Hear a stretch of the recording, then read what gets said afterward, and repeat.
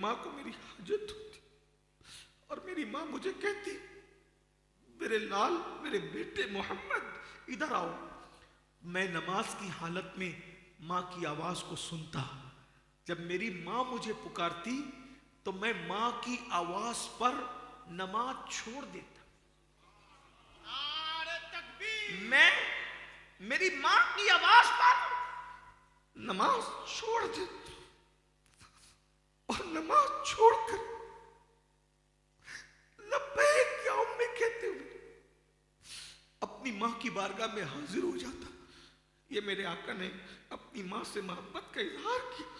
آپ سے میں پوچھتا ہوں, آقا کہہ رہے کہ میری ماں مجھے اگر نماز میں بلاتی تو میں نماز چھوڑ کر چلا جاتا. اور آج ہمارا کیا حال ہے؟ ماں کہہ رہی ہے دوا کو پیسے دے تو ڈانٹ رہا.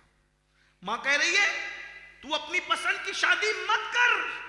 باپ کہہ رہے تو اپنی پسند کی شادی مت کر, وہ لوگ اپنے معیار کے نہیں ہیں, وہ اچھے لوگ نہیں ہیں. تو کہتے ہو میں تجھے چھوڑ دوں گا لیکن ان کو نہیں چھوڑوں گا.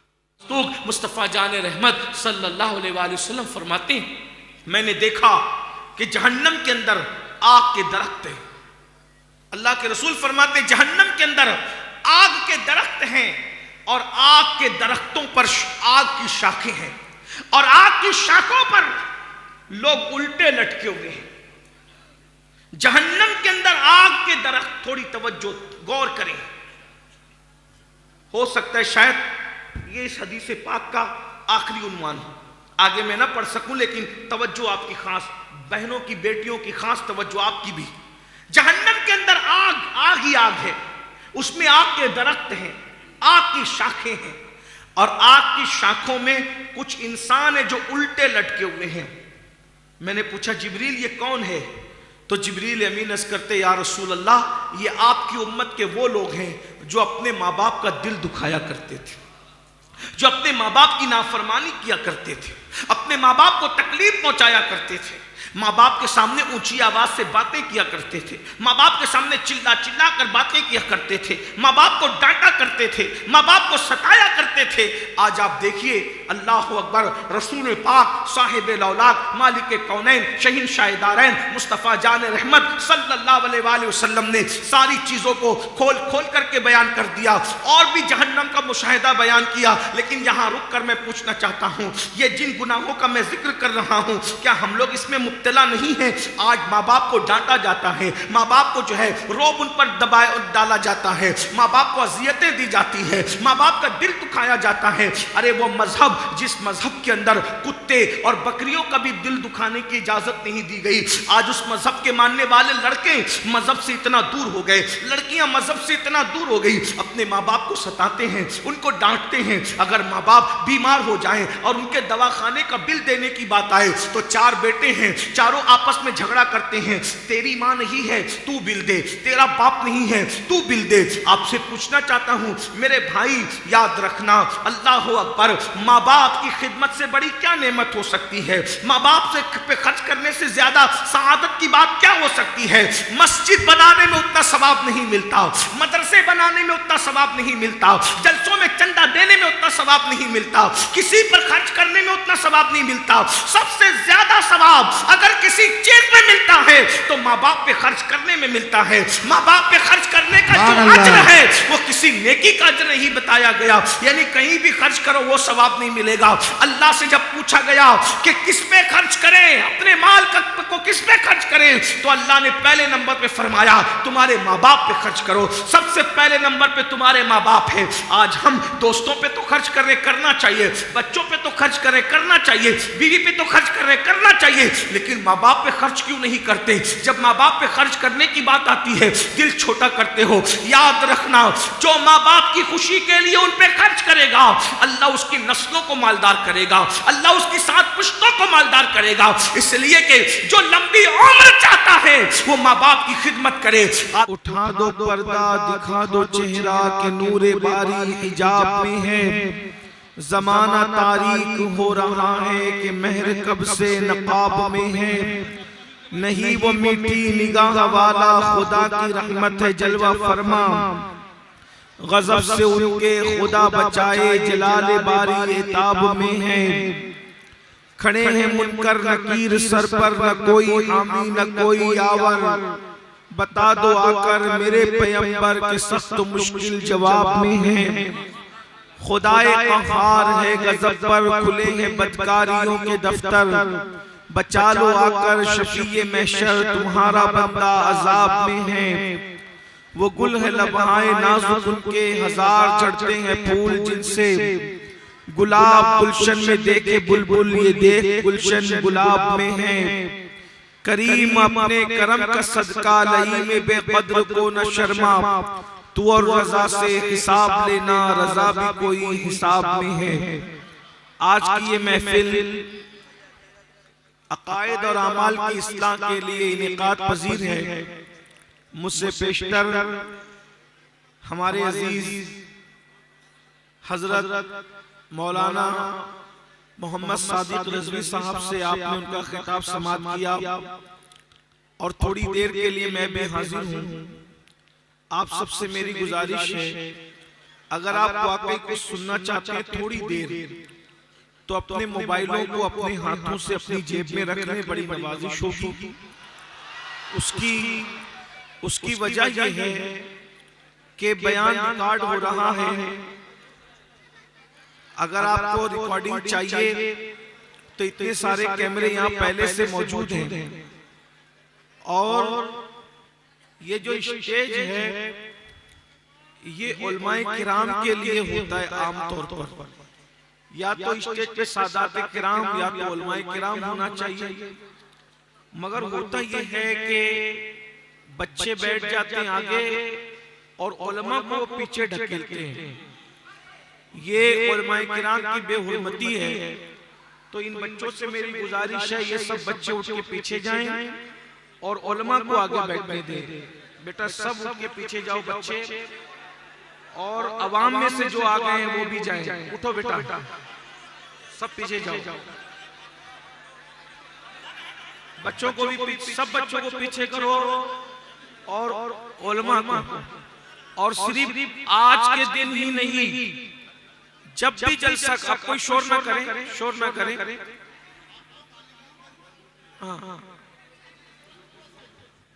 آپ جب بھی جلسہ کریں تو اسٹیج علماء اور سادات کے لیے مخصوص رکھیں۔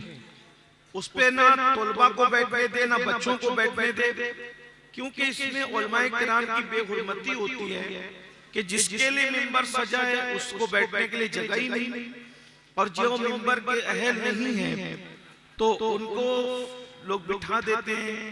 یہ اچھی چیز نہیں ہے۔ اب تھوڑی دیر آپ میری گفتگو کو سنیں گے، بہت اچھی گفتگو آپ پہلے سن چکے ایک مرتبہ مولانا صاحب سے، اور آپ بلند آواز سے درود شریف پڑھیں تو میں بھی کچھ معروضات پیش کرتا ہوں۔ درود شریف۔ سیدنا مولانا محمد وعلی آلہ سیدنا وعلی آلہ سیدنا مولانا محمد صلی اللہ علیہ وسلم۔ ایک بار اور بلند آواز سے پڑھیں، اللہم صلی سیدنا مولانا محمد وعلی آلہ سیدنا وعلی آلہ سیدنا مولانا محمد۔ اللہ کو طاقت پسند ہے، تین کا عدد پورا کر رہے ہیں۔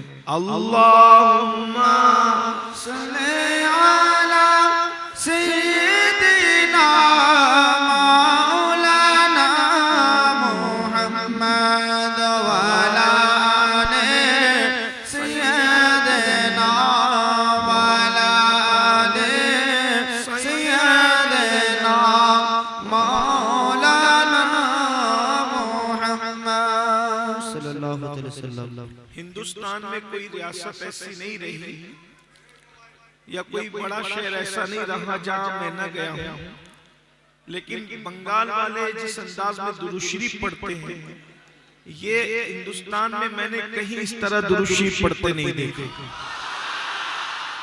مجھے آپ کا یہ درود شریف پڑھنا بہت پسند آتا ہے. اللہ تعالیٰ اس کی برکتیں آپ کی نسلوں کو عطا فرمائے.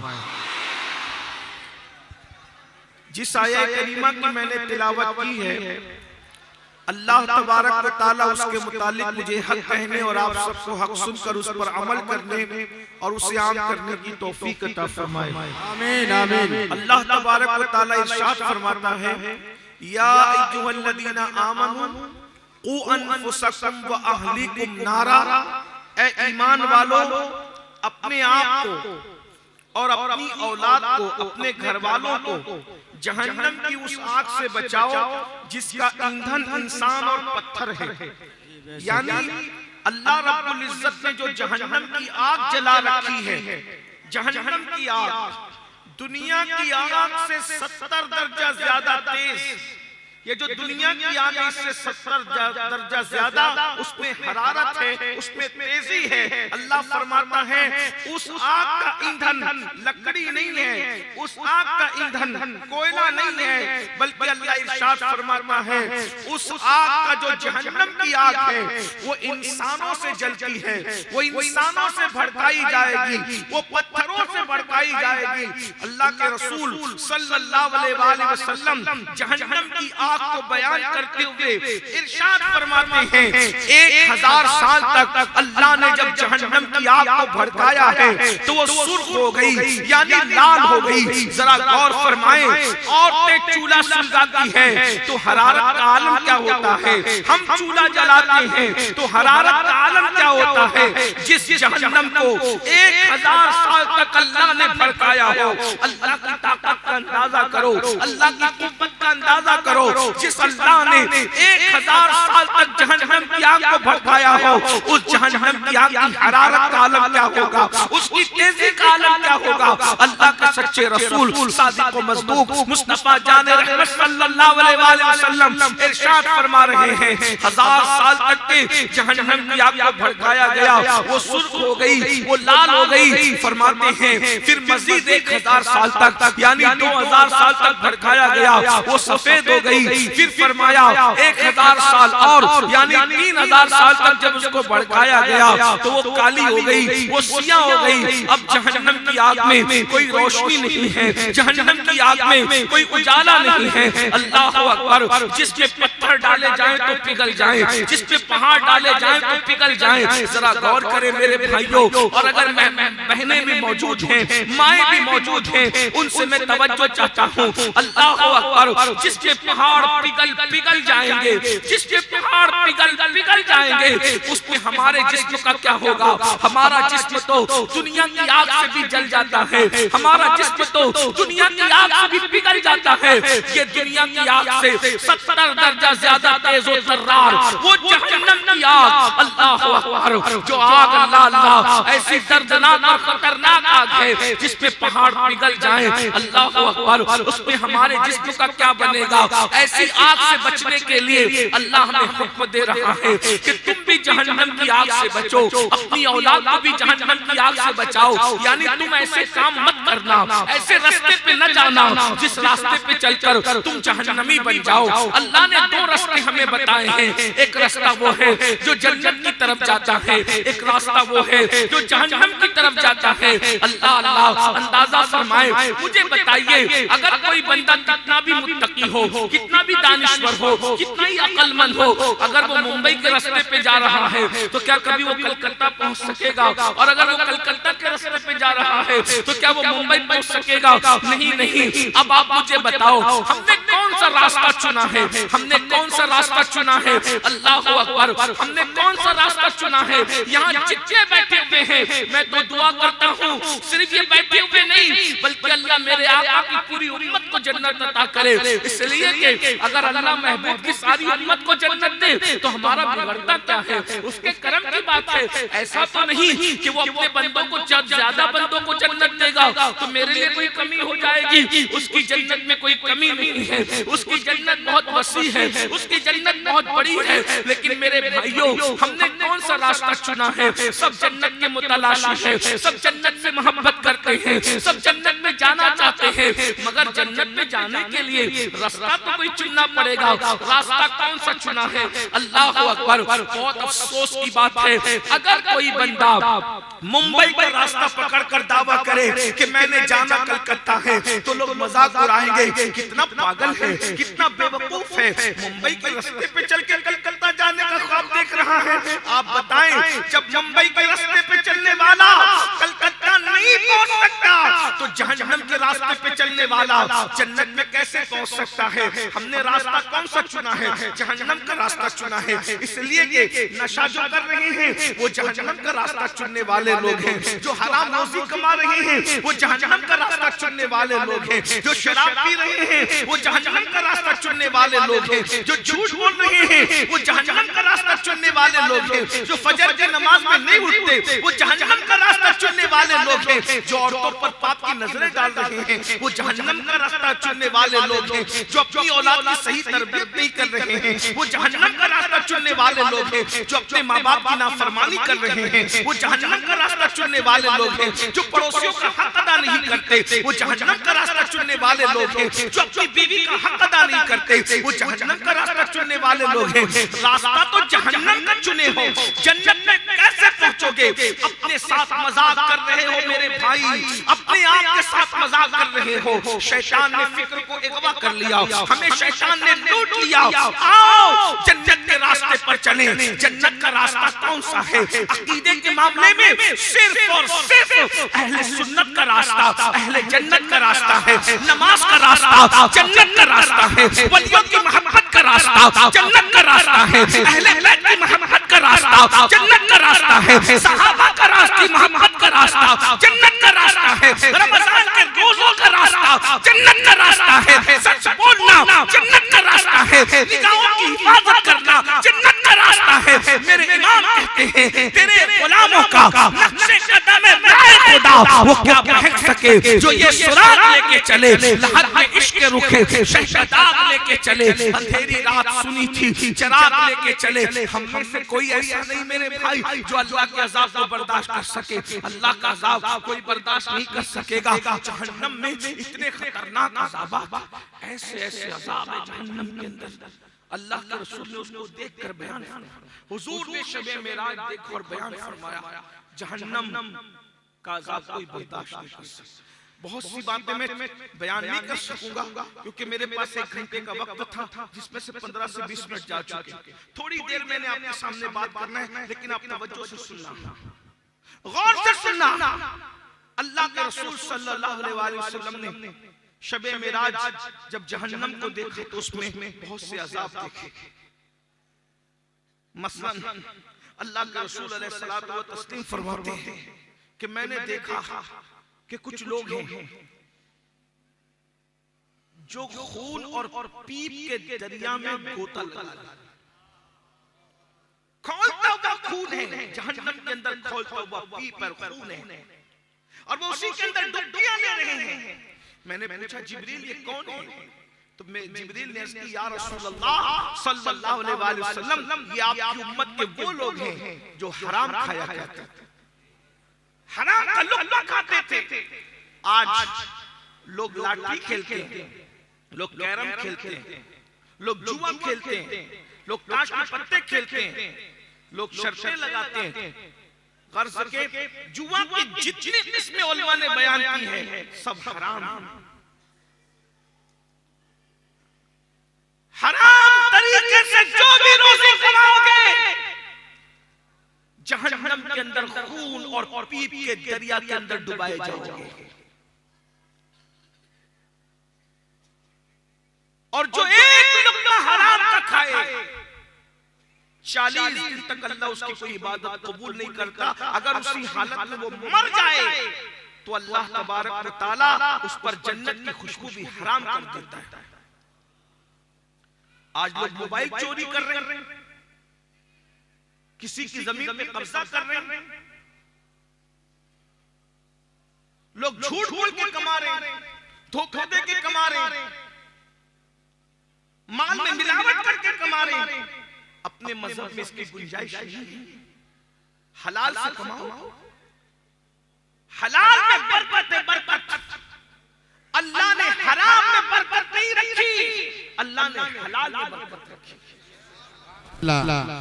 حرام کمانے والے کے پاس مال زیادہ آ سکتا ہے مگر اس کو کبھی سکون نہیں رہے گا۔ شور نہیں کرے گا۔ کتنے اچھے سے سب پورا مجمع سن رہا ہے، یہ چند بھائی شور کر رہے ہیں۔ سن لو بھائی، تھوڑی دیر سن۔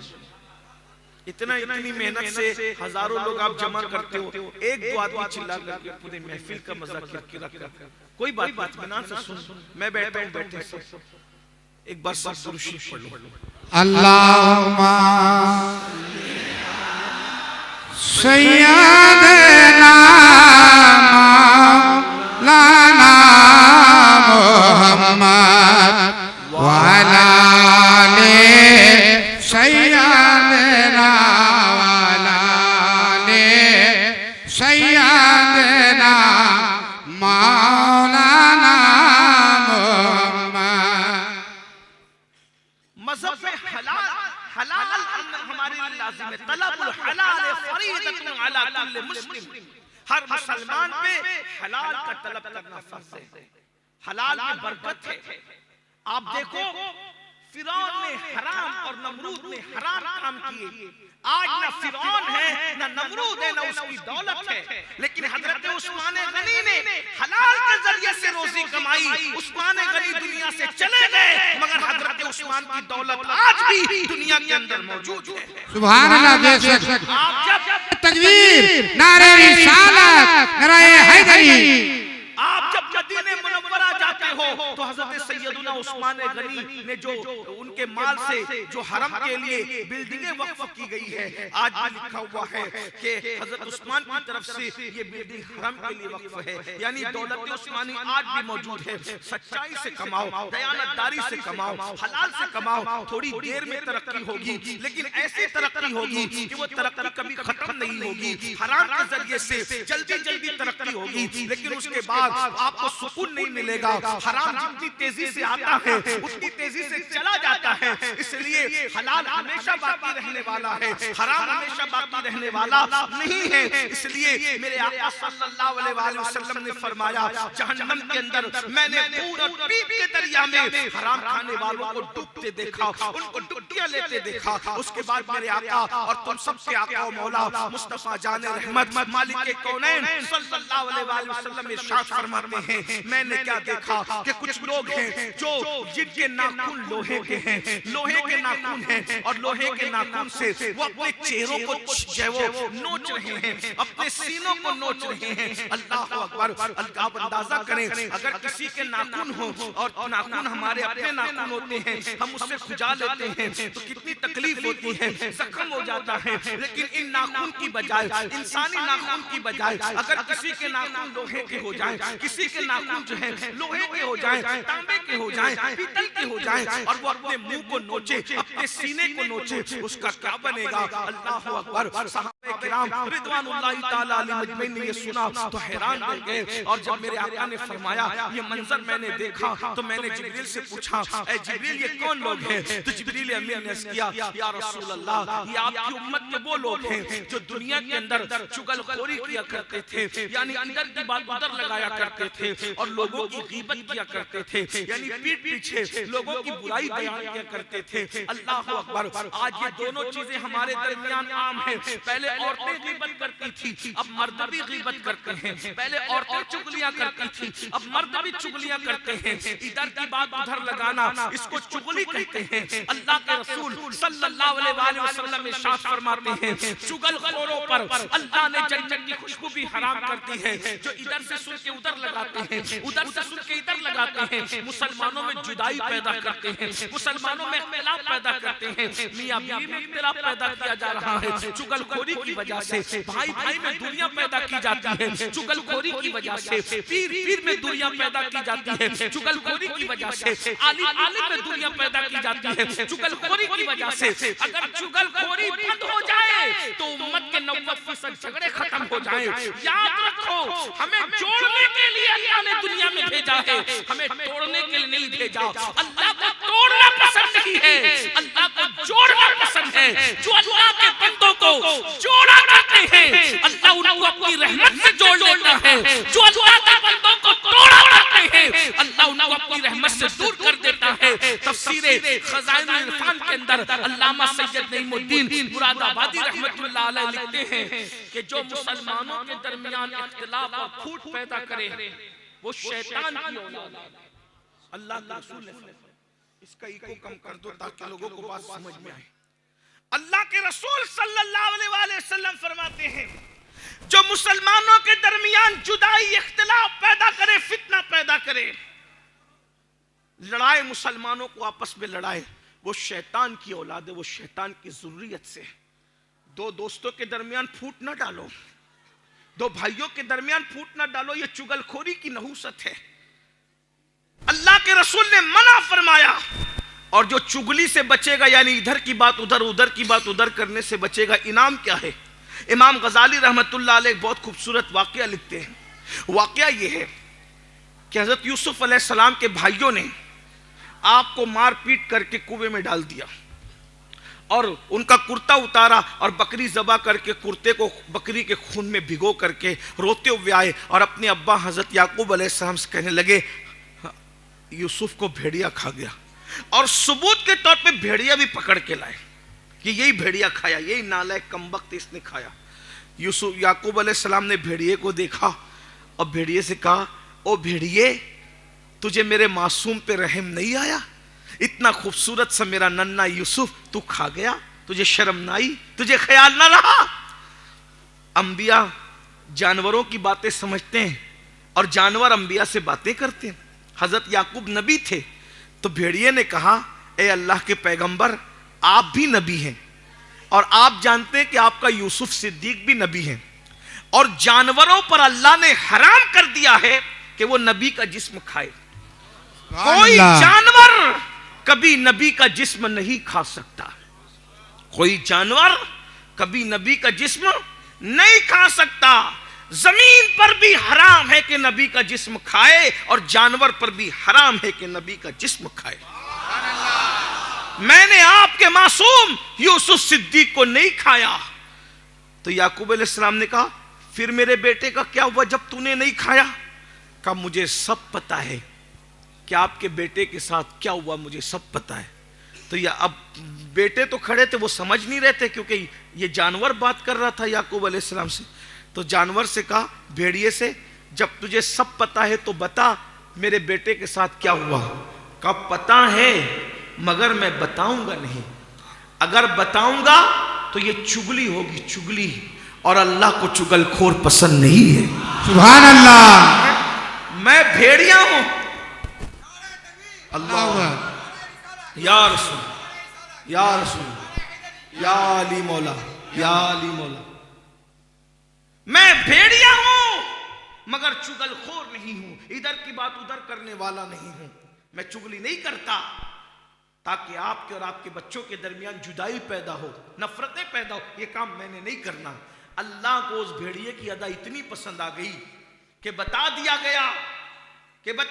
گیا اصحاب کہف کا کتا جیسے جنت میں جائے گا ویسے حضرت یوسف علیہ السلام کا بھیڑیا بھی جنت میں جائے گا. سبحان اللہ. اللہ یا رسول اللہ. جیسے حضرت اصحاب کہف کا کتا جنت میں جائے گا, امام غزالی لکھتے ہیں یوسف علیہ السلام کا بھیڑیا بھی جنت میں جائے گا. مجھے بتاؤ اگر بھیڑیا چغل خوری سے بچ جائے تو اللہ اس کو جنت عطا کرتا ہے, اگر رسول اللہ کے غلام چغلی سے بچ جائیں تو اللہ ان کو جنت کیوں نہیں عطا فرمائے؟ سبحان اللہ. چگل خوری نہ کرو. یا رسول. میرے عزیز، میرے بھائیوں، آج ہمارے گھر میں جو نفرتوں کا ماحول ہے، ایک دوسرے کا منہ نہیں دیکھنا چاہتے، اس کی سب سے بڑی وجہ چگلیاں ہیں. چگل خوری سے، ادھر کی بات ادھر کرنے سے دوستوں میں دوریاں پیدا ہوتی ہے، ماں باپ کے درمیان اور بچوں کے درمیان دوریاں پیدا ہوتی ہے، بہنوں کے درمیان دوریاں پیدا ہوتی ہے. بلکہ ایک بات میں آپ کو بتاؤں، اگر مسلمان کو ملانے کے لیے، اگر مسلمان کو دوسرے مسلمان سے ملانے کے لیے جھوٹ بھی بولنا پڑے تو بول دو. وہ سچ جو مسلمانوں میں جدائی پیدا کرے، اس کی بجائے وہ جھوٹ جو مسلمانوں کو ایک دوسرے سے ملا دے. سبحان اللہ. اس کی حیثیت جھوٹ کی نہیں ہے. جیسے دو دوست لڑ رہے ہوں اور آپس میں لڑ رہے ہوں تو تیل ڈالنے کے لیے یہ نہ کہو ہاں وہ تو تیری برائی کرتا تھا، یہ کیوں کہتے ہو، دور ہو جائیں گے. اس سے بہتر یہ کہو یار تو اس کے بارے میں غصے میں ہے، وہ تو تیری بڑی تعریف کرتا ہے، تیرے پیٹ پیچھے محبتوں کا اظہار کرتا ہے. ملا دو. اللہ کو ملانا، جو دو مسلمانوں کو آپس میں ملاتے ہیں، اللہ ان کو احد پہاڑ سونا خیرات کرنے سے زیادہ ثواب عطا فرماتا ہے. سبحان اللہ. لوگ تو میاں بیوی میں نفرت ڈالنے کے لیے قصے گڑھتے ہیں، جھوٹ گڑھتے ہیں. آج ہر گھر میں آگ لگی ہوئی ہے. چگلی پہ کنٹرول کرو. اور پھر غیبت بزدل لوگ کرتے ہیں. غیبت بزدل لوگ کرتے ہیں. غیبت کیا ہے؟ غیبت یہ ہے کہ کسی کے پیٹھ پیچھے اس کے بارے میں ایسی بات کرنا کہ اگر اس کے سامنے کہی جائے تو اس کا دل دکھے. یہ غیبت کیا ہے؟ الغیبت اشد من الزنا، کہ زنا سے بھی برا کام ہے غیبت کرنا. پیٹ پیچھے کسی کی برائی مت کرو. بلکہ حدیث پاک میں آیا ہے جو کسی کی برائی کرتا ہے، غیبت کرتا ہے، گویا وہ اپنے مرے ہوئے بھائی کا گوشت کھاتا ہے. بے شک. قیامت کے دن ان کے سامنے مردہ بھائیوں کا گوشت رکھا جائے گا. لوگ کھاؤ. کھا سکو گے اپنے مرے ہوئے بھائی کا گوشت؟ ہے کسی میں ہمت مردہ بھائی کا گوشت کھانے کی؟ مگر غیبت کرنے والوں کو ان کے مردہ بھائی کا گوشت کھلایا جائے گا. کیوں غیبت کرتے ہو؟ شیطان نے تمہیں غیبت میں مبتلا کر دیا. دنیا دار تو دنیا دار ہم دیکھ رہے ہیں جنہیں مذہب کے ٹھیکیدار ہونے کا دعویٰ ہے، آج وہ طبقہ بھی شیطان کا اہل کار بنا. مسجد میں بیٹھ کے غیبتیں ہو رہی ہے، مدرسوں میں بیٹھ کے غیبتیں ہو رہی ہے، جلسوں کے اندر غیبتیں ہو رہی ہے. ارے اتنا کہنا کسی کے پیٹھ پیچھے کہ اس کی آستین تو بڑی لمبی تھی، بزرگوں نے کہا یہ بھی غیبت میں شمار ہو سکتا ہے. اس کی ناک تو بڑی چپٹی ہے، یہ بھی غیبت میں شمار ہو سکتا ہے. اس کا کرتا تو بڑا لمبا ہے، یہ بھی غیبت میں شمار ہو سکتا ہے. اس کا قد تو بڑا ناٹا ہے، یہ بھی غیبت میں شمار ہو سکتا ہے. اور غیبت زنا سے بدتر ہے. اور غیبت کرنے والوں کو بھی جنت کی خوشبو بھی نصیب نہیں ہوگی. بہت اتراتے ہو جنتی ہونے پر، رسول اللہ نے اعلان کر دیا غیبت کرنے والوں کو جنت کی خوشبو بھی نصیب نہیں ہوگی. اللہ اکبر. امام حسن بصری کہا کرتے تھے کہ جو کسی کی غیبت کرتا ہے اپنی نیکی اس کے نامہ اعمال میں ڈالتا ہے اور اس کا گناہ اپنے نامہ اعمال میں لیتا ہے. یعنی نیکی تم کر رہے ہو، ٹرانسفر کسی اور کے کھاتے میں کر رہے ہو، اور اس کا گناہ اپنے نامہ اعمال میں لے رہے ہو. تو امام حسن بصری کہتے تھے اگر میں کسی کی غیبت کرتا تو اپنے ماں باپ کی غیبت کرتا. کیوں؟ تاکہ میری نیکیاں میرے ماں باپ کے نامہ اعمال میں چلی جائیں. مگر چونکہ غیبت کرنا حرام ہے تو میں ماں باپ کی بھی غیبت نہیں کر سکتا کیونکہ غیبت کرنا حرام ہے. ذرا غور کریں، آج غیبت عام ہو رہی ہے. کسی کے پیٹھ پیچھے، میں کہتا ہوں کسی کے پیٹھ پیچھے کسی کی بات کرنے سے اچھا ہے کہ اتنی دیر تک ہم کلمہ شریف پڑھ لیں، اتنی دیر تک ہم درود شریف پڑھ لیں. آج ہمارے چہروں پہ نور کیوں نہیں ہے؟ غیبت کی وجہ. مشرکوں کے منہ میں اور مسلمانوں کے منہ میں کتنا فرق ہے؟ ذرا دیکھو اپنا منہ آئینے میں جا کے دیکھو. ایک دور وہ تھا کہ لوگ مسلمانوں کے چہرے دیکھ کے مسلمان ہوتے تھے. آج ہمارے چہرے پہ وہ رونقیں نہیں ہیں، مومنانہ رونقیں نہیں ہیں. کاسمیٹک آئٹم استعمال کر رہے، خوبصورت داڑیاں رکھ رہے، خوبصورت ٹوپیاں پہن، لیکن وہ رونق نہیں ہے جو کبھی حضور غوث الاعظم دستگیر کے چہرے پہ دیکھی گئی. سبحان اللہ. جو کبھی سرکار غریب نواز کے چہرے پہ دیکھی گئی، جو کبھی امام اعظم کے چہرے پہ دیکھی گئی، جو حضرت محبوب الہی کے چہرے پہ دیکھی گئی. میرے بھائی اپنے وقت کا صحیح استعمال کرو. اور کتنی بڑی بات کہہ دی گئی کہ غیبت زنا سے بری چیز ہے. زنا سے بچتے ہو تو غیبت سے کیوں نہیں بچتے؟ اور ایک بات یہ بھی، لوگ اتنے متقی ہو گئے، سو کالڈ متقی، کہ ساری غیبت کرنے کے بعد آخری میں کہتے اللہ توبہ، ہم غیبت کرنے کے لیے تھوڑی کہہ رہے تھے، ہم تو ایسی بات بتانے کے لیے کہہ رہے تھے۔ تو اگر پیشاب کو شربت کہہ کے پیو گے تو کیا وہ پیشاب شربت ہو جائے گا؟ ساری غیبت کہہ کے بھی آخری میں کہتے ہو کہ ہم تو غیبت نہیں کر رہے تھے۔ عورتوں کی عادت خاص طور پہ پوری رات بیٹھ کے غیبتیں کرے گی اور کہے گی اللہ توبہ استغفار، ہم تھوڑی غیبت کرنے والے لوگ ہیں، اللہ ہم کو بھی معاف کرے، اس کو بھی معاف کرے، ہم نے تو ایک دوسرے کو بتانے کے لیے کہا۔ اپنے زمانے کی رابعہ بننے والیوں، اس طریقے کے جھوٹ اور مکر سے کام نہیں چلتا۔ تم شوہر کے ساتھ مکاری کر سکتے ہو، اللہ کے ساتھ مکاری نہیں کر سکتے۔ تم دنیا کے ساتھ مکاری کر سکتے ہو، رب کی بارگاہ میں کسی کا مکر نہیں چلتا۔ اس لیے میرے آقا علیہ الصلوۃ والتسلیم کے غلاموں، تو عرض یہ کر رہا تھا، اللہ کے رسول علیہ السلام نے جہنم کے اندر مختلف لوگوں کو دیکھا، میں نے آپ کو ابھی بتایا۔ تو اللہ کے رسول علیہ السلام ارشاد فرماتے ہیں پھر میں نے دیکھا کہ کچھ ایسے مرد اور عورتیں ہیں کہ جن کو جہنم کے اندر ابالا جا رہا ہے، جن جہنم کی آگ جوش دی جاتی ہے تو اوپر اٹھ کر کے آتے ہیں، پھر نیچے گر جاتے ہیں، ان کی چمڑیوں کو آگ کی قینچی سے کاٹا جا رہا ہے۔ میں نے ان کو چلانے کی آواز سنی، اتنا چلا رہے تھے کیونکہ ان کی چمڑی کو آگ کی قینچی سے کاٹا جا رہا تھا۔ میں نے پوچھا جبریل یہ کون ہے؟ تو جبریل نے عرض کیا یا رسول اللہ، یہ آپ کی امت کے وہ مرد اور عورتیں ہیں کہ جو سج دھج کے اس لیے نکلتے تھے، مرد اس لیے سج کے نکلتے تھے کہ عورتیں ان کو دیکھ کر ان کے مکر میں مبتلا ہو جائیں، اور عورتیں اس لیے سج دھج کے نکلتی تھی کہ مرد دیکھ کر کے ان کے چکر میں پڑ جائیں۔ یہ ایک دوسرے کو اپنے چکر میں پھنسانے کے لیے سجتے تھے۔ یعنی سجنا گناہ نہیں ہے، سنورنا گناہ نہیں ہے، اچھے بن ٹھن کے رہنا گناہ نہیں ہے، اس نیت سے سجنا سنورنا کہ عورتوں کو اپنے جال میں پھانسے، اور عورتیں اس نیت سے سجے سونے کہ مرد ہمیں دیکھیں اور ہمارے مکر میں مبتلا ہو جائیں۔ ایسے مرد اور عورتوں کی چمڑیوں کو آگ کی قینچی سے کاٹا جائے گا، ان کی چمڑی آگ کی قینچی سے کاٹی جائے گی۔ ذرا تصور میں تو لائیں، ایک ڈاکٹر آپریشن کرتے وقت بے ہوش کرتا ہے، سن کرتا ہے، اس کے بعد کتنی نزاکت سے کاٹتا ہے، پھر درد کی دوائیں دیتا ہے، جلن کی دوائیں دیتا ہے، اس کے باوجود بھی ہوش میں آنے کے بعد انسان بغیر پانی کی مچھلی کی طرح تڑپتا ہے۔ جب جہنم کی آگ کی قینچی سے کسی کا جسم کاٹا جائے گا، نہ بے ہوش کیا جائے گا، نہ درد کی دوا ہوگی، نہ کوئی سن کیا جائے گا، اس وقت تڑپنے کا عالم کیا ہوگا؟ سجنے سے کس نے منع کیا؟ لیکن شادیوں میں اس لیے بن سنور کے جاتے ہو تاکہ لڑکیوں کو اپنے چکر میں پھانس لو، لڑکیاں اس لیے بن سنور کے جائیں تاکہ مردوں کو اپنی طرف مائل کریں۔ یہ اپنے مذہب کی تعلیم نہیں۔ اس کے بعد اللہ کے سچے رسول صادق و مصدوق مصطفیٰ جان رحمت صلی اللہ علیہ وآلہ وسلم فرماتے ہیں میں نے دیکھا کہ جہنم کے اندر آگ کے درخت ہیں۔ اللہ کے رسول فرماتے ہیں جہنم کے اندر آگ کے درخت ہیں، اور آگ کے درختوں پر آگ کی شاخیں ہیں، اور آگ کی شاخوں پر لوگ الٹے لٹکے ہوئے ہیں۔ جہنم کے اندر آگ کے درخت، تھوڑی توجہ غور کریں، ہو سکتا ہے شاید یہ اس حدیث پاک کا آخری عنوان ہو، آگے میں نہ پڑھ سکوں، لیکن توجہ آپ کی خاص، بہنوں کی بیٹیوں کی خاص توجہ آپ کی بھی۔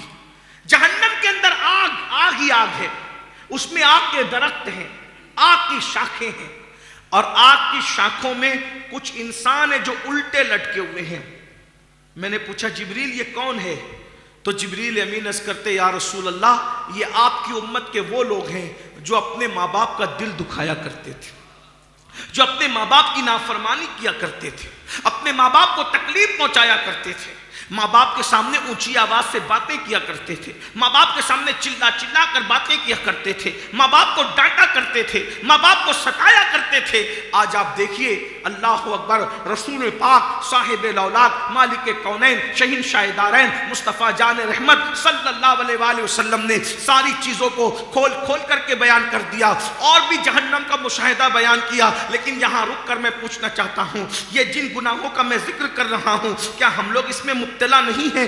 آج ماں باپ کو ڈانٹا جاتا ہے، ماں باپ کو جو ہے روب ان پر ڈالا جاتا ہے، ماں باپ کو اذیتیں دی جاتی ہے، ماں باپ کا دل دکھایا جاتا ہے۔ ارے وہ مذہب جس مذہب کے اندر کتے اور بکریوں کا بھی دل دکھانے کی اجازت نہیں دی گئی، آج اس مذہب کے ماننے والے لڑکے مذہب سے اتنا دور ہو گئے، لڑکیاں مذہب سے اتنا دور ہو گئی، اپنے ماں باپ کو ستاتے ہیں، ان کو ڈانٹتے ہیں۔ اگر ماں باپ بیمار ہو جائیں اور ان کے دواخانے کا بل دینے کی بات آئے تو چار بیٹے ہیں، چاروں آپس میں جھگڑا کرتے ہیں، تیری ماں نہیں ہے تو بل دے، تیرا باپ نہیں ہے تو بل دے۔ آپ سے پوچھنا چاہتا ہوں میرے بھائی، یاد رکھنا، اللہ اکبر، ماں باپ کی خدمت سے بڑی کیا نعمت ہو سکتی ہے؟ ماں باپ سے پہ خرچ کرنے سے زیادہ سعادت کی بات کیا ہو سکتی ہے؟ مسجد بنانے میں اتنا ثواب نہیں ملتا، مدرسے بنانے میں اتنا ثواب نہیں ملتا، جلسوں میں چندہ دینے میں اتنا ثواب نہیں ملتا، کسی پر خرچ کرنے میں اتنا ثواب نہیں ملتا۔ سب سے زیادہ ثواب اگر کسی چیز میں ملتا ہے تو ماں باپ پہ خرچ کرنے میں ملتا ہے۔ ماں باپ پہ خرچ کرنے کا جو اجر ہے وہ کسی نیکی کا اجر نہیں بتایا گیا، یعنی کہیں بھی خرچ کرو وہ ثواب نہیں ملے گا۔ اللہ سے جب پوچھا گیا کہ کس پہ خرچ کریں، اپنے مال کو کس پہ خرچ کریں، تو اللہ نے پہلے نمبر پہ فرمایا تمہارے ماں باپ پہ خرچ کرو۔ سب سے پہلے نمبر پہ تمہارے ماں باپ ہے۔ آج ہم دوستوں پہ تو خرچ کرنا چاہیے، بچوں پہ تو خرچ کرنا چاہیے، بیوی پہ تو خرچ کرنا چاہیے، لیکن ماں باپ پہ خرچ کیوں نہیں کرتے؟ جب ماں باپ پہ خرچ کرنے کی بات آتی ہے دل چھوٹا کرتے ہو۔ یاد رکھنا، جو ماں باپ کی خوشی کے لیے ان پہ خرچ کرے گا اللہ اس کی نسلوں کو مالدار کرے گا، اللہ اس کی 7 پشتوں کو مالدار کرے گا، اس لیے کہ جو لمبی عمر چاہتا ہے وہ ماں باپ کی خدمت کرے۔ آپ جانتے ہیں اللہ کے رسول، سچے رسول، صادق و مصدوق مصطفیٰ جان رحمت صلی اللہ علیہ وآلہ وسلم فرماتے ہیں ماں باپ کی خدمت کرنے والے کی عمر صرف 3 دن رہ جاتی ہے۔ ماں باپ کی خدمت کرنے والے کی عمر صرف 3 دن بچتی ہے، تو ماں باپ کی خدمت کی برکت سے اللہ اس 3 دن کو کبھی 3 سال بڑھا دیتا ہے۔ سبحان اللہ۔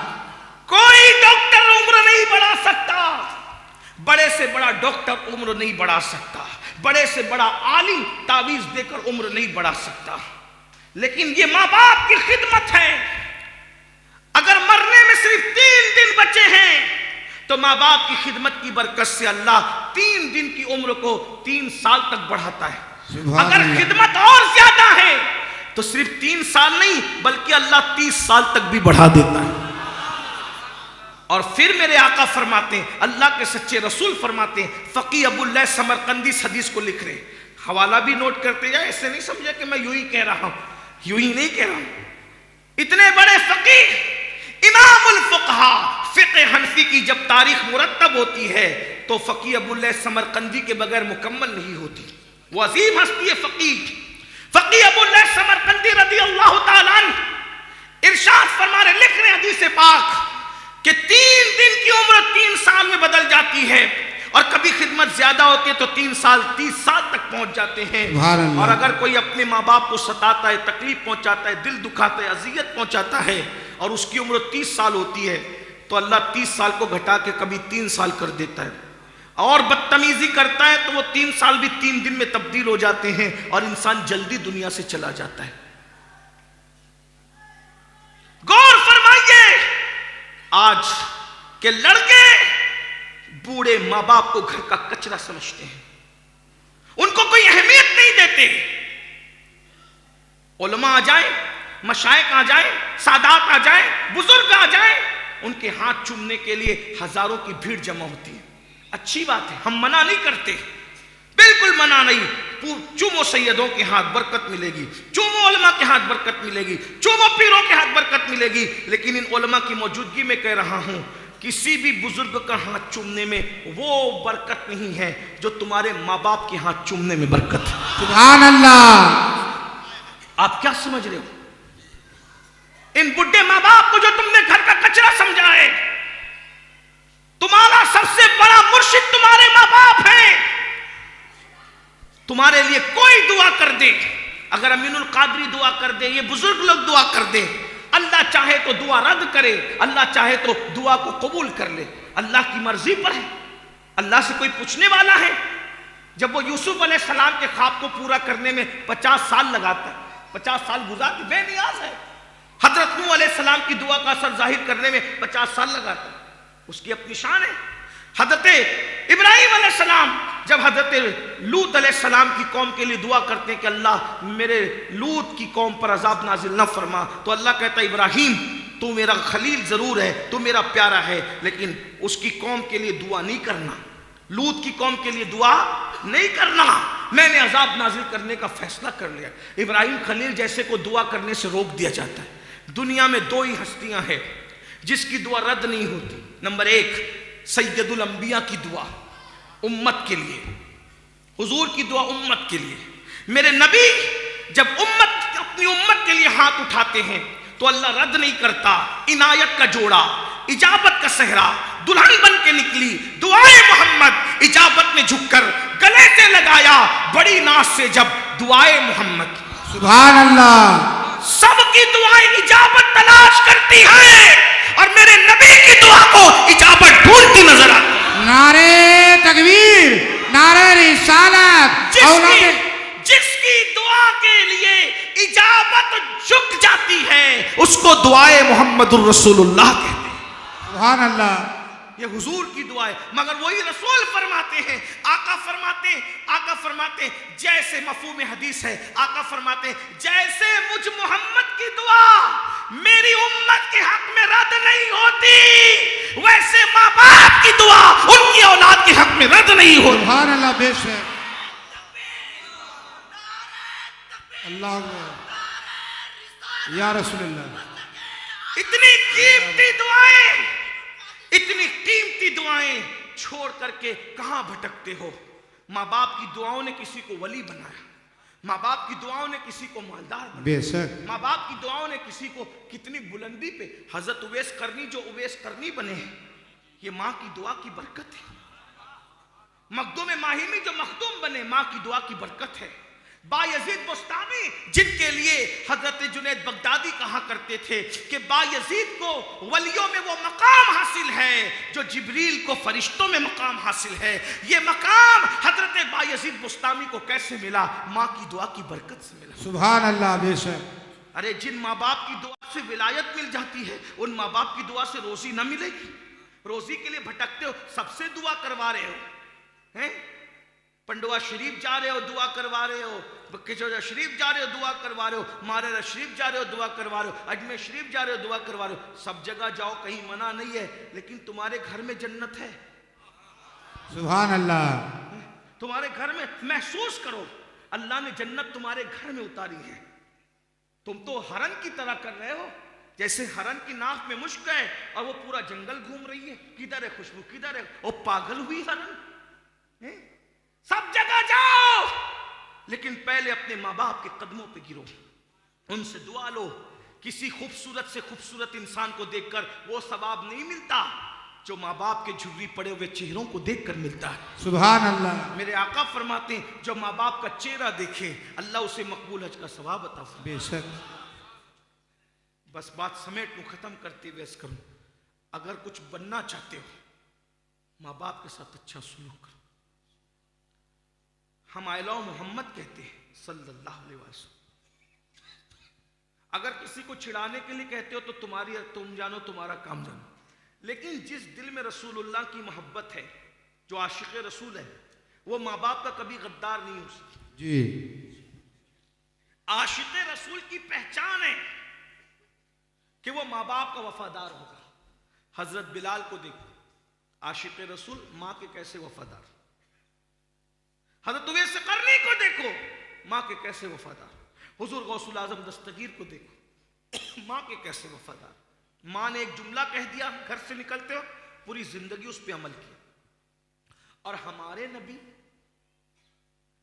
نبی ماں سے کتنا پیار کرتے تھے. ہمارے نبی کو نبی یہ امی کہتے ہیں. ہمارے نبی کا لقب کیا ہے؟ نبی یہ امی. اب لوگ اس پہ دھوکہ کھا گئے, کہنے لگے وہ تو ان پڑھ ہے. ارے پاگل, جو ان پڑھ ہوگا وہ کائنات کو کیسے پڑھائے گا؟ سبحان اللہ. کبھی کسی ان پڑھ کو پڑھاتے بھی دیکھا ہے؟ ان پڑھ کو پڑھنے کی ضرورت ہے, پڑھانے کی ضرورت نہیں ہے. اور حضور فرماتے بعثت معلما, کہ میں تو معلم بنا کر بھیجا گیا. سبحان اللہ. سب آ کر معلم بنے ہیں اور حضور بنا کر بھیجے گئے. سبحان اللہ. بے شک.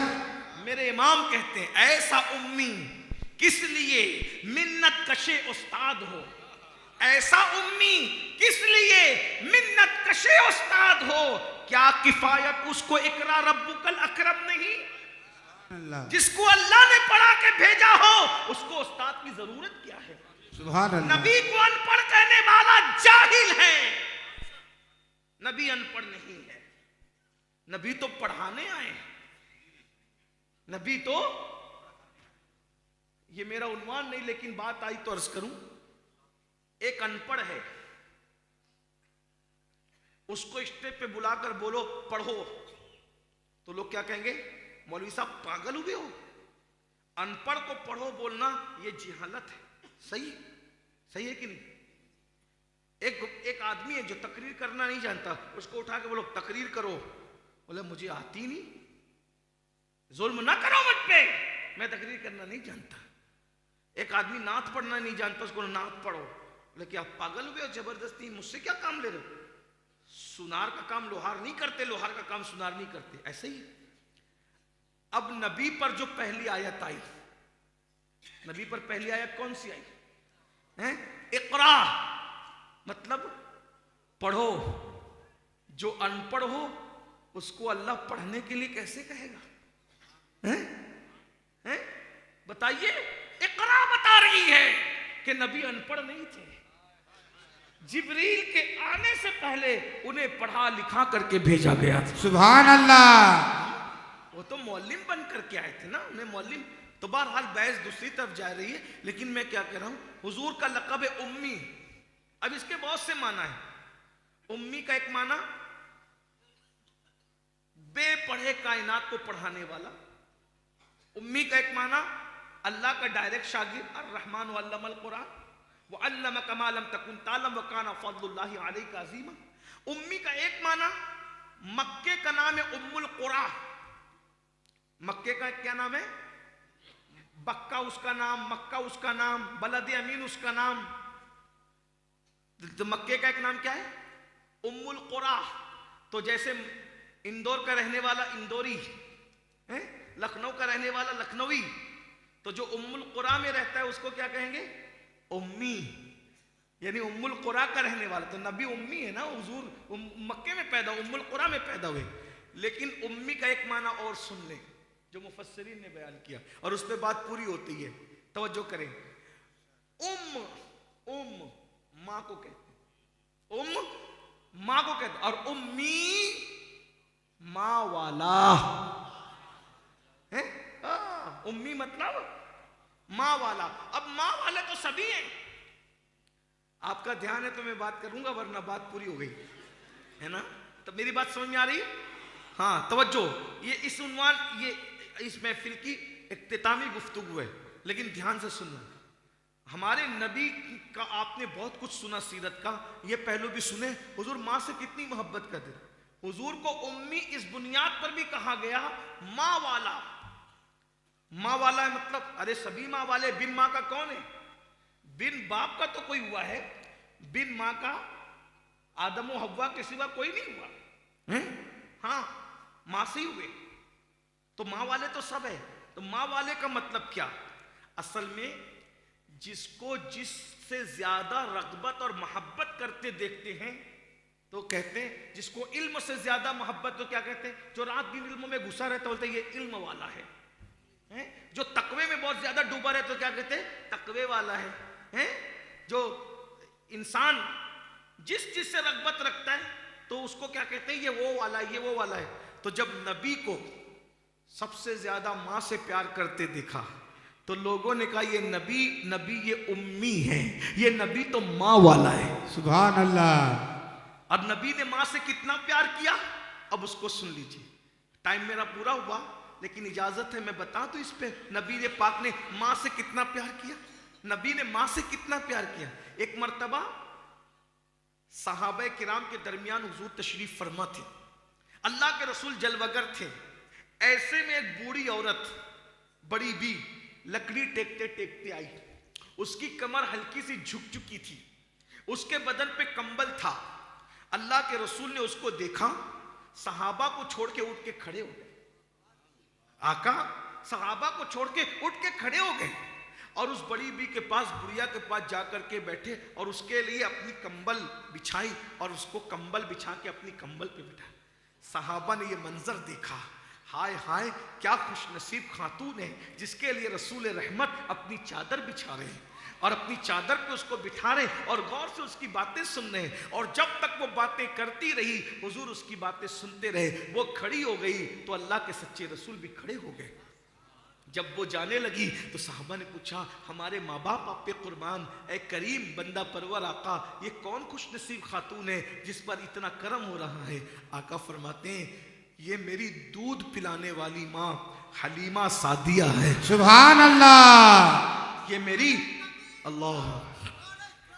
یہ میری دودھ پلانے والی ماں حلیمہ سعدیہ ہے۔ تب لوگوں کو احساس ہوا کہ دودھ پلانے والی ماں کا اتنا احترام ہے، اگر حقیقی ماں سیدہ آمنہ سامنے آتی تو رسول اللہ ان سے کتنا پیار کرتے، ان سے کتنی محبت کرتے۔ جب دودھ پلانے والی ماں کا احترام یہ ہے، اللہ اکبر، جو ماں آمنہ تھی حلیمہ سعدیہ نے تو دودھ پلایا، لیکن حقیقی ماں حضرت سیدنا آمنہ تھی۔ سیدہ آمنہ پاک سے کتنا پیار تھا، حضور بار بار کہتے تھے آج مجھے میری امی سیدہ آمنہ کی یاد آ رہی ہے، اور حضور ماں کا ذکر کر کے رو پڑتے، کہتے آج مجھے میری امی سیدہ آمنہ کی یاد آ رہی ہے، اور حضور کی آنکھوں میں آنسو آ جاتے، اس لیے کہ رسول اللہ کی عمر مبارک ابھی صرف 6 سال کی تھی کہ رسول پاک کی امی جان دنیا سے تشریف لے گئی، اور اللہ کے رسول علیہ السلام نے اپنے ہاتھوں سے سیدہ آمنہ کو ان کی قبر میں دفن کیا۔ حضور نے اپنے ہاتھوں سے دفن کیا۔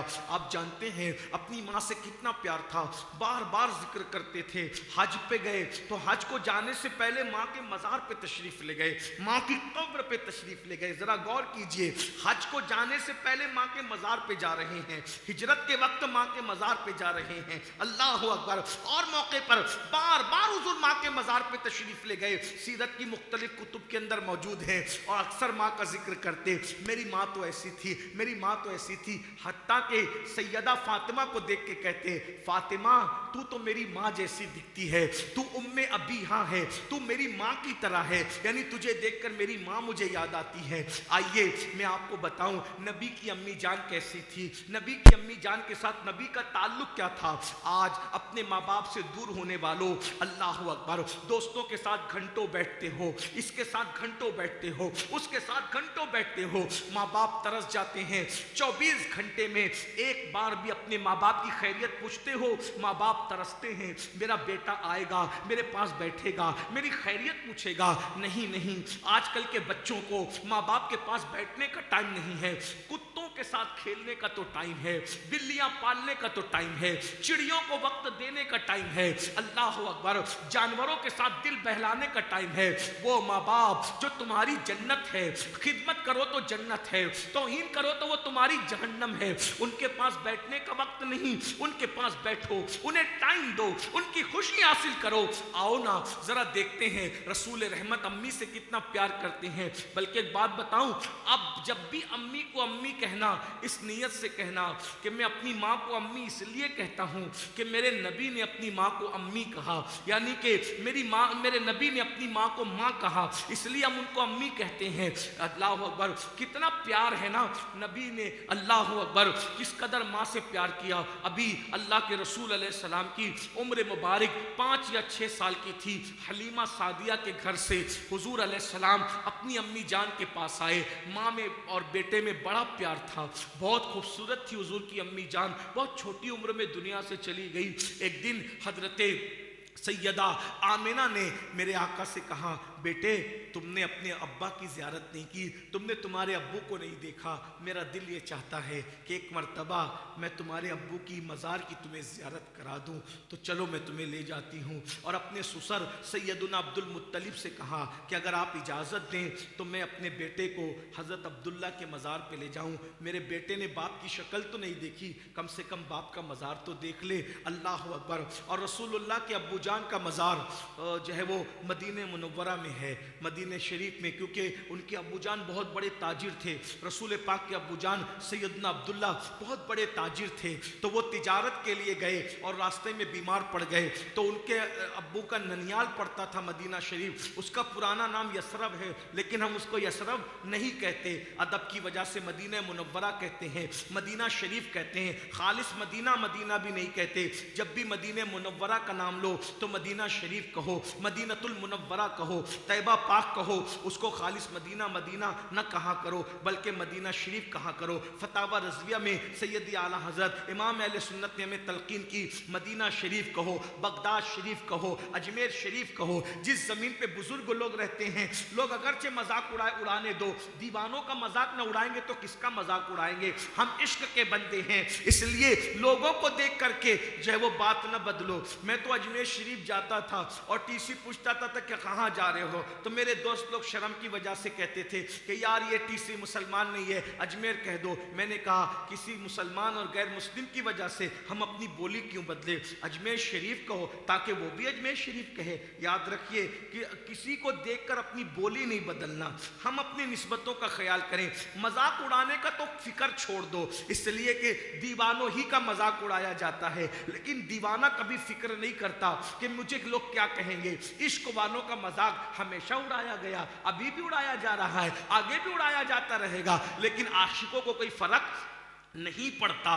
منافقوں نے صدیق اکبر کے عشق کا مذاق نہ اڑایا، فاروق اعظم کے عشق کا مذاق نہ اڑایا. بہرحال تو ہم مدینہ منورہ کو مدینہ منورہ کہتے، یثرب نہیں کہتے. تو مدینہ منورہ میں حضور کے پیارے پیارے ابو جان سیدنا عبداللہ کا وصال ہو گیا اور وہیں پر آپ کو دفن کیا. اور اس کے بعد بتاؤں، آج سے چند سال پہلے جب مسجد نبوی کی توسیع ہونے لگی تو رسول اللہ کے ابو جان کا مزار مسجد کے اندر آ رہا تھا. تو سعودی حکومت نے یہ فیصلہ کیا کہ رسول اللہ کے ابو جان کا مزار نکال کر کے جو ہے وہ جنت البقیع میں جو ہے وہ منتقل کر دے. تو بڑے بڑے علماء اور مفتیوں کو جو ہے ان کی موجودگی کے اندر رسول اللہ کے ابو جان کی قبر کو کھولا گیا اور قبر کو کھول کر کے ان کے جسم کو نکالا گیا.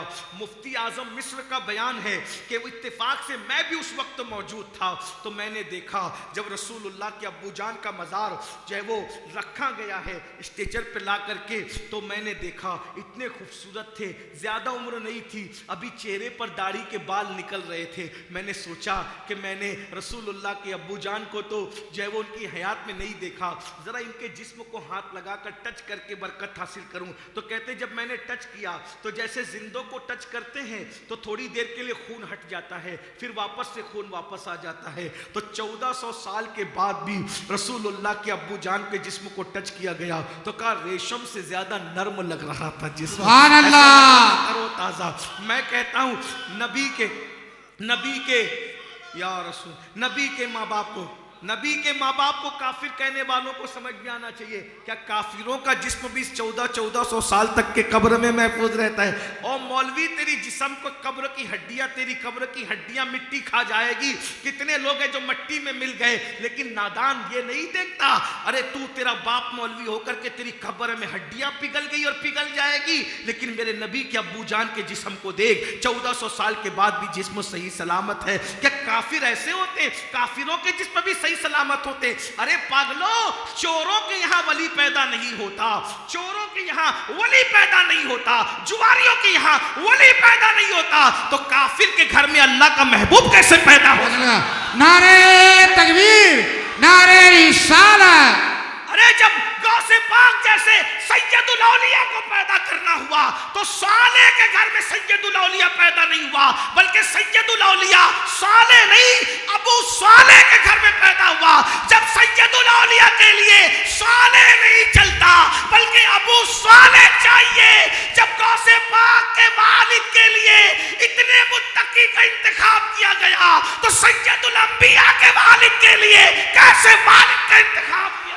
نعرے تکبیر، سالت، نعرے حیدری. ہم تو یہ کہتے ہیں کہ باپ ہونے کے اعتبار سے حضرت عبداللہ کی طرح کوئی نہیں ہو سکتا. کیوں؟ کیونکہ کسی کا بیٹا غوث ہے، کتب ابدال ہے، صحابی ہے، لیکن اے سرکار عبداللہ تم پر میری جان قربان ہے، میری نسل قربان ہے، تمہارا شہزادہ تو اللہ کا محبوب ہے. नारे नारे रिसालत। हजरत अब्दुल्ला और आमिना वो हैं, हजरत अब्दुल्ला और आमिना वो हैं। तवज्जो, बात बहुत अलग समत में निकल गई और ऐसा लग रहा है जैसे अबवा और गुंबदे खजरा की तवज्जो इस तरफ हो गई। सुभान अल्लाह।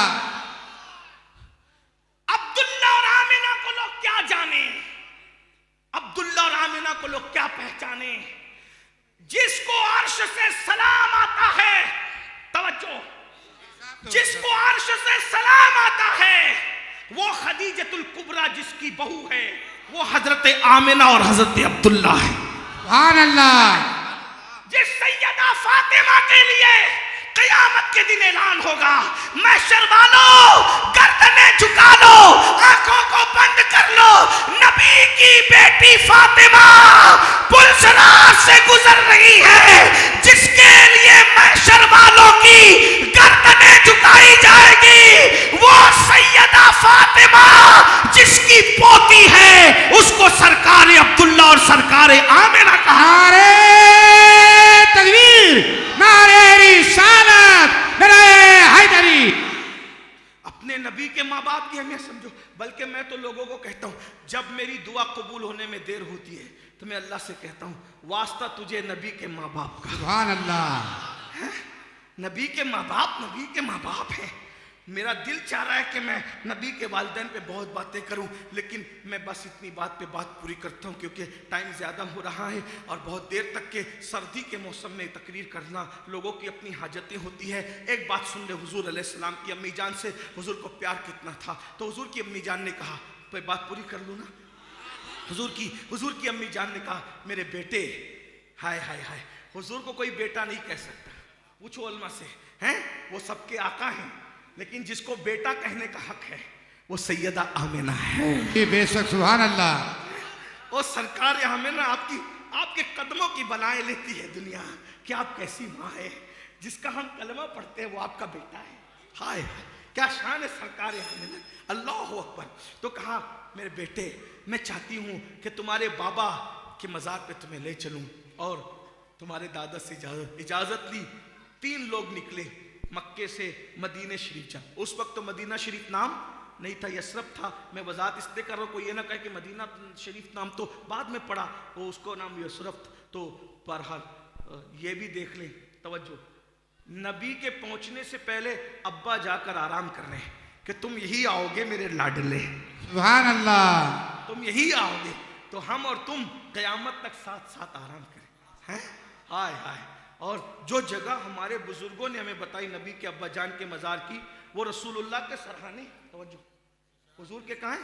हाँ, पूरा बकी कदमों में सो रहा है और अब्बा को सरहाने रखा। अब तो वो मुंतकिल हो गया मज़ार, लेकिन बहरहाल जो जगह है वो उसकी निशानदेही की गई है। बहरहाल तो हुजूर की अम्मी जान ने कहा कि हम तुम्हें ज़ियारत कराएं, हमारे बाबा की, तुम्हारे बाबा की मज़ार की ज़ियारत। और हज़रत उम्मे ऐमन ये हुजूर की अम्मी की कनीज़ थी। असल में ये कनीज़ थी हुजूर के अब्बू जान की, लेकिन जब हुजूर के अब्बू जान का विसाल हुआ तो ये कनीज़ हो गई हज़रत उम्मे ऐमन हुजूर की अम्मी की, और जब अम्मी का विसाल हुआ तो ये कनीज़ मिल गई किसको? हज़रत मुस्तफ़ा करीम सल्लल्लाहु अलैहि वसल्लम।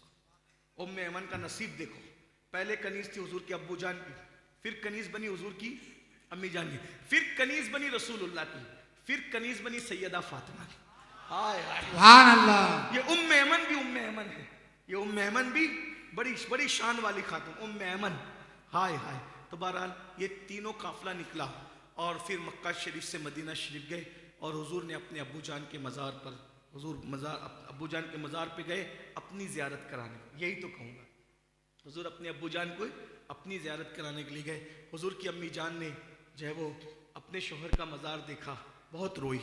जवानी का आलम था, बहुत छोटी उम्र थी, कोई बड़ी उम्र नहीं थी हुजूर की अम्मी जान की, और जवानी में बेवा हो गई। हुजूर अपनी माँ के शिकम में सिर्फ 2 महीने के थे, तब हुजूर के अब्बू जान का विसाल हो गया। तो बहुत बड़ी शायरा भी थी, शेर कहना जानती, शेर कहने की सलाहियत थी। तो अपने शौहर की शान में शेर कहने लगी और सदमा ताज़ा हो गया। تقریباً 6 سال کے بعد، وصال کے 6 سال 6.5 سال کے بعد پہنچی تھی، صدمہ تازہ ہو گیا، اور جب مدینہ منورہ سے واپس پلٹنے لگی مکہ شریف کی طرف، تو ابوا کے مقام پر برداشت نہیں ہوا صدمہ، بیماری بڑھ گئی۔ جب بیماری بڑھ گئی تو سرکار آمنہ نے حضرت ام ایمن سے کہا، ام ایمن اب مجھ سے چلا نہیں جاتا، کوئی چھوٹے سے ٹیلے پہ قیام کر لیتے ہیں۔ اور جب چھوٹے سے ٹیلے پہ قیام کے لیے رکے تو وہ ابوا کا مقام تھا، وہاں چادر بچھا دی گئی، پتھر کا سرہانہ امی کے سرہانے رکھ دیا گیا، اور حضور اپنی ماں کے پاس بیٹھ گئے۔ حضور کی امی جان حضور کو دیکھتی اور روتی، دیکھتی اور روتی، اس لیے کہ وہ جان رہی تھی کہ یہ میرا آخری دیدار ہے۔ اور حضور کی امی جان کا وصال کس شان سے ہوا، حضور سرہانے بیٹھے اور امی حضور کو دیکھ رہی ہے، اور حضور کو صرف دیکھ نہیں رہی ہے بلکہ حضور کی نعت پڑھ رہی ہے۔ حضور کی پیدائش کے بعد جس نے سب سے پہلے حضور کی نعت لکھی ہے اسے سیدہ آمنہ کہتے ہیں۔ اور کیا نعت لکھی، مجھے سب اشعار تو یاد نہیں، جس کو پڑھنا ہے امام قسطلانی کی کتاب میں پڑھ لے، لیکن میں اس کا مفہوم پڑھ رہا ہوں، مجھے وہ اشعار یاد نہیں، کہ وہ کہتی ہیں کہ نصیحت، میرے بیٹے کبھی بتوں کے قریب مت جانا۔ کیا کہتی ہے؟ کبھی بتوں، یہ مشرک ہے، یہ کافر ہے، کبھی بتوں کے قریب مت جانا، میں تجھے اللہ کے بھروسے سونپتی، میں تجھے اللہ کے سپرد کرتی ہوں۔ اور پھر اس کے بعد شعر کہتی ہے، ہر نئی چیز پرانی ہو جائے گی۔ شعر ہے کس کے؟ سرکار آمنہ کے۔ آپ کو بہت سے نعت گو یاد ہے، سب سے پہلے جس نے نعت لکھی ہے وہ نبی کی امی ہے۔ یہ نعت یاد نہیں، یہ نعت یاد نہیں، ان کو کافر کہتے ہو؟ شرم نہیں آتی لوگوں کو؟ ان بزرگوں کو کافر کہتے ہو جو نبی کی نعتیں لکھ رہے لوگوں کے لکھنے سے پہلے؟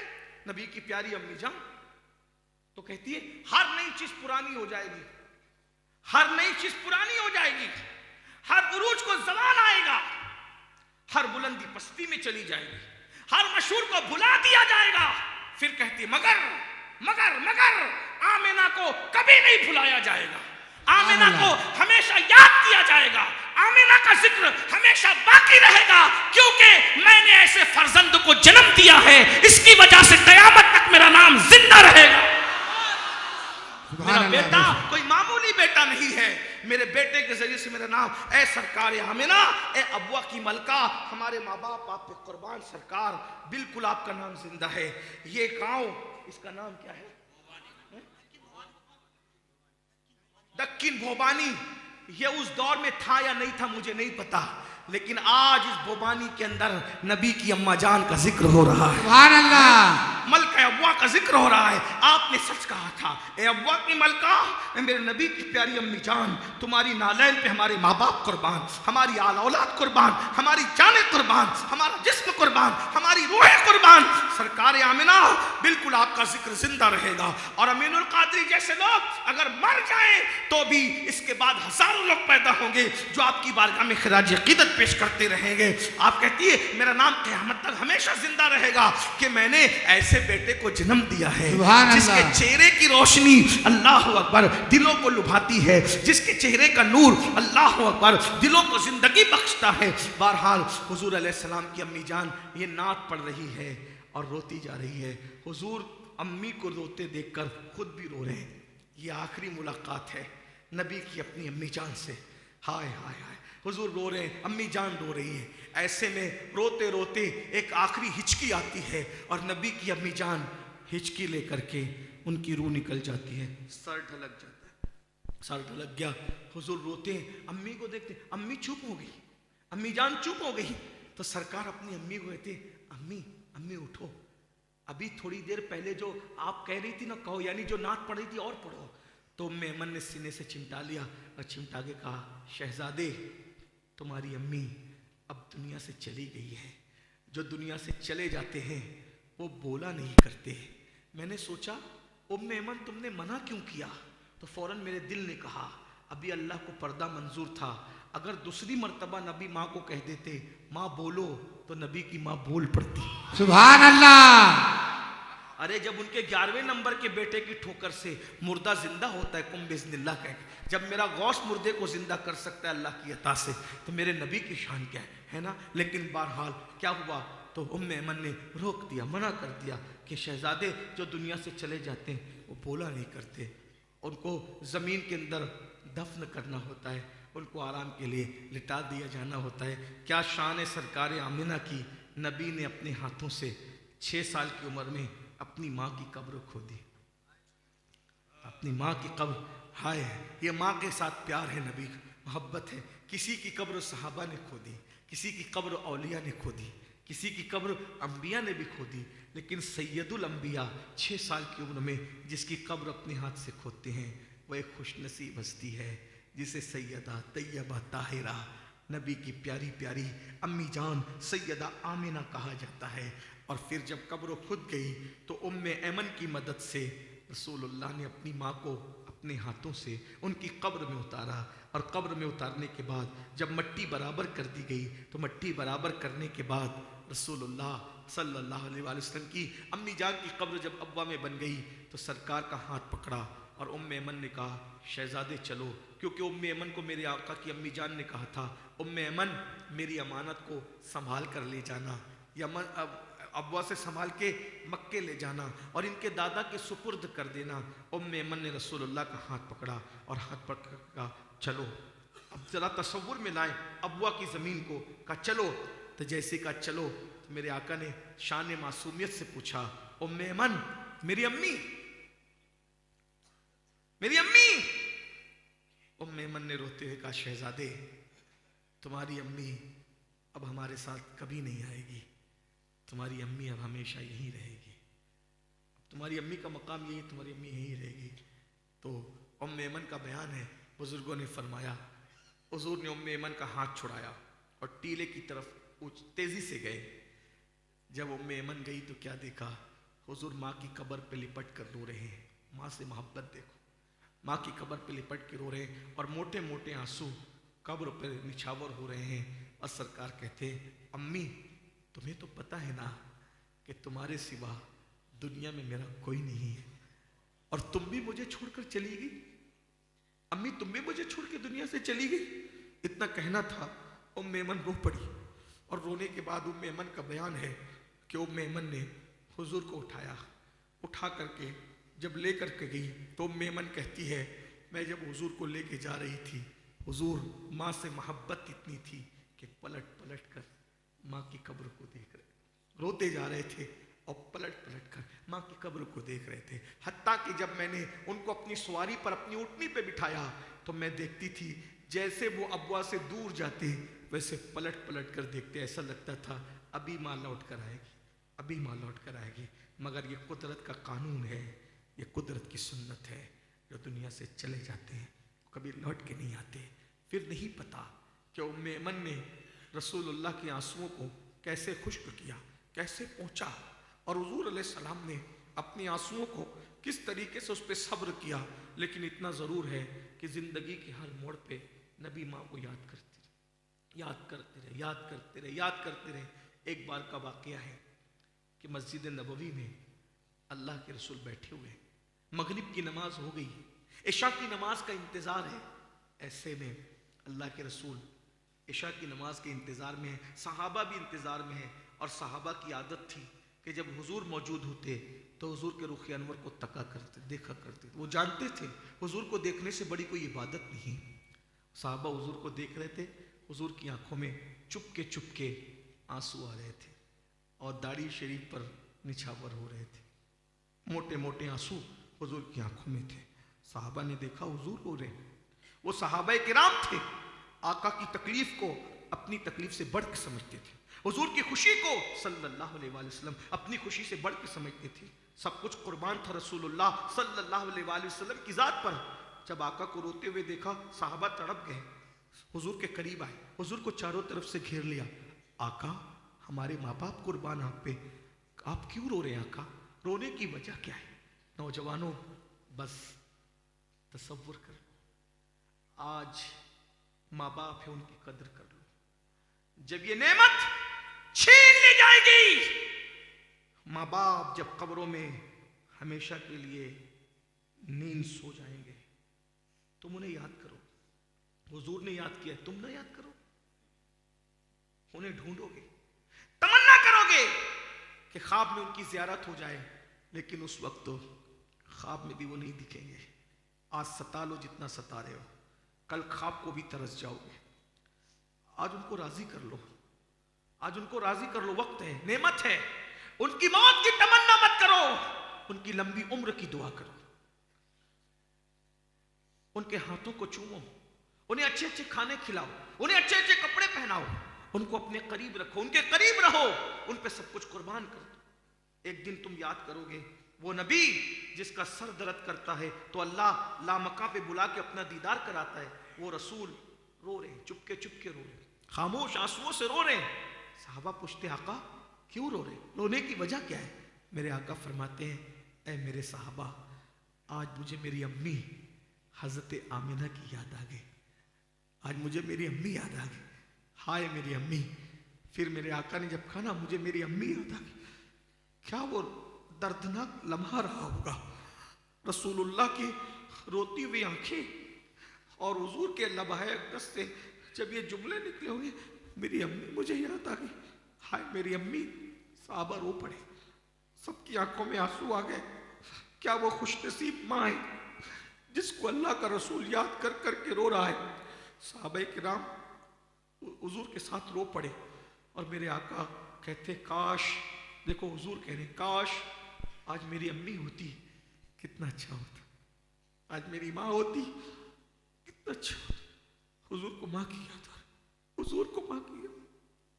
जिसको अल्लाह ने जिंदगी और मौत का इख्तियार दिया, उस नबी को माँ की याद आई, हमें भी आएगी। दुआ करो अल्लाह अपने माँ बाप को लंबी उम्र दे, उनकी खिदमत करो, उन्हें खुश करो।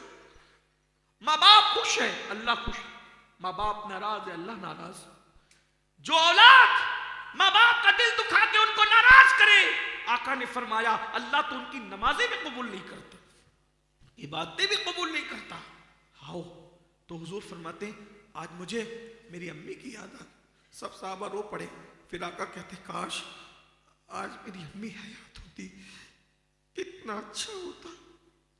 ये कहते हुजूर रो पड़े, सब रो पड़े, देर तक रोते रहे। जब रोते रोते फाका हुआ तो सहाबा किराम से मेरे आका ने कहा, ऐ मेरे सहाबा, काश अगर आज मेरी माँ हयात होती तो कितना अच्छा होता, और मैं तुम्हें नमाज पढ़ा रहा होता। अब हुजूर की तमन्ना देखे, मैं तुम्हें नमाज पढ़ा रहा होता, मैं तुम्हें नमाज पढ़ा रहा होता। ये नबी की नमाज है, नमाज लाने वाले की नमाज है, जाने नमाज की नमाज है, जाने ईमान की नमाज है। आका कहते काश मेरी अम्मी हयात होती, मैं तुम्हें नमाज पढ़ा रहा होता, और मेरी माँ को मेरी हाजत होती, और मेरी माँ मुझे पुकारती, मेरे बेटे मोहम्मद वही फिदा सल्लल्लाहु अलैहि वसल्लम। मेरी माँ को मेरी हाजत होती, मेरी माँ को मेरी हाजत होती, और मेरी माँ मुझे कहती, मेरे लाल, मेरे बेटे मोहम्मद इधर आओ। मैं नमाज की हालत में माँ की आवाज को सुनता। जब मेरी माँ मुझे पुकारती तो मैं माँ की आवाज पर नमाज छोड़ देता। मैं मेरी माँ की आवाज पर नमाज छोड़ देता, और नमाज छोड़कर लब्बैक या उम्मी कहते हुए अपनी माँ की बारगाह में हाजिर हो जाता। ये मेरे आका ने अपनी माँ से मोहब्बत का इजहार किया। आपसे मैं पूछता हूं, आका कह रहे कि मेरी माँ मुझे अगर नमाज में बुलाती तो मैं नमाज छोड़कर चला जाता, और आज हमारा क्या हाल है? माँ कह रही है दवा को पैसे दे तो डांट रहे हो। माँ कह रही है तू अपनी पसंद की शादी मत कर, बाप कह रहे तू अपनी पसंद की शादी मत कर, वो लोग अपने मेयार के नहीं है, वो अच्छे लोग नहीं है। तो कहते हो मैं तुझे छोड़ दूंगा लेकिन उनको नहीं छोड़ूंगा। मेरे भाई कहां? माँ बाप को छोड़कर नमाजें कबूल नहीं है। اگر ماں باپ کو چھوڑ کے اپنی پسند کی شادیاں کرو گے، ان کا دل دکھا کے، تمہیں خوشیاں کیسے ملی؟ ان کو ڈانٹتے، انہیں تکلیف پہنچا، ایسا نہ کرو، ایسا نہ کرو۔ ماں باپ کی خوشی میں اللہ کی خوشی، ماں باپ کی رضا میں اللہ کی رضا ہے۔ اللہ تعالیٰ سے دعا کرتا ہوں اللہ ہم سب کو شعور عطا فرمائے۔ آج گھر جانا، گھر جانے کے بعد سب سے پہلا جو کام کرنا یہ اپنے ماں باپ کو راضی کرو۔ اگر اللہ کو راضی دیکھنا ہے اپنے ماں باپ کو راضی۔ تمہارے ماں باپ ادھر ادھر پڑے ہوئے، اپنی بیویوں کے حوالے مت چھوڑ دو اپنے ماں باپ کو کہ تو خدمت کر، نہیں، تم خود بھی خدمت کرو، انہیں کھلاؤ پلاؤ۔ میں دیکھ رہا ہوں بہت سارے ماں باپ مسجدوں کے دروازوں پہ بیٹھ کے بھیک مانگ رہے ہیں، بہت سارے ماں باپ روٹی کے ٹکڑے ٹکڑے کو ترس رہے ہیں، بہت سارے ماں باپ ان کی کھاٹ آپ نے زبردستی باہر کر رکھی۔ انہیں بادشاہوں کی طرح، غلاموں کی طرح مت رکھو، ماں باپ کو بادشاہوں کی طرح رکھو۔ ان کے سامنے اونچی آواز نہ کرو، پست آواز کرو، وہ جو کہیں ان کی بات مانو۔ اگر تم نے یہ کر لیا تو تمہیں دنیا میں جنت حاصل ہو جائے گی، اور اگر ایسا نہیں کیا پھر کچھ بھی کر لو کچھ بننے والا نہیں ہے۔ اللہ تعالیٰ سے دعا ہے سب سے پہلے اللہ پاک مجھے آپ سب کو عمل کی توفیق عطا فرمائے۔ گفتگو کے درمیان اگر کوئی غلطی ہو تو اللہ تعالیٰ معاف کر دے۔ استغفر اللہ ربی من کل ذنب واتوب الیہ۔ میں نے وقت زیادہ لے لیا، اس کے لیے معذرت چاہتا ہوں۔ السلام علیکم ورحمۃ اللہ وبرکاتہ۔